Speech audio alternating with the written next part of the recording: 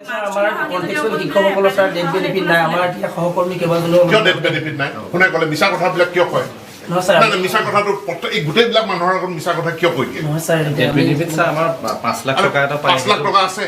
কিন্তু ছাৰ আপুনিতো কৰিলে 5 লাখ টকা ডেট বেনিফিট আছে ছাৰ আপুনি নাপায় নহয় এনেকে মানুহক বিভ্ৰান্ত কৰিবলৈ এই গোটেইবিলাক মানুহ ইয়াত অশিক্ষক বহুত আছে মানুহবিলাকক কিয় বিভ্ৰান্ত কৰে মই এনেকুৱা মিছা কথা কোৱা মানুহৰ লগত কথাই নাপাওঁ আপুনি কওক যে মোক আমাক 5 লাখ টকা ডেট বেনিফিট দিয়ে এই 5 লাখ টকা ডেট বেনিফিটটো কম হৈছে সেই কথাটো কওক আপুনি ইমানবিলাক মানুহৰ আগত চিধাই কৈছে আমাৰ কোনো ডেট বেনিফিট নাই মিছা কথাবিলাক কৈ থাকে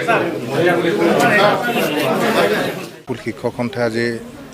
অসমৰ মাননীয় শিক্ষামন্ত্ৰী মহোদয়ক লগ কৰিলোঁ আৰু অসম চৰকাৰৰ পৰা শেহতীয়াকৈ যিটো আমাৰ এপ্ৰাইজেলৰ ছিষ্টেম কৰিছে ছিষ্টেমটোৰ কাৰণে আমি অকণমান অসন্তুষ্টি প্ৰকাশ কৰিছোঁ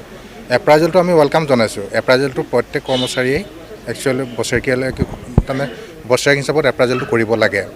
কিন্তু এপ্ৰাইজেলৰ নামত যিটো নম্বৰৰ ছিষ্টেম সেই নম্বৰ ছিষ্টেমটো আমি মানি ল'ব বিচৰা নাই আৰু যদিহে নম্বৰ ছিষ্টেমটো কৰেই তেতিয়াহ'লে সচিব পৰ্যায়ৰ কৰ্মচাৰীৰ পৰা একেবাৰে নিম্ন পৰ্যায়ৰ কৰ্মচাৰীলৈকে এপ্ৰাইজেলটো যদি কৰে আমি তাত একো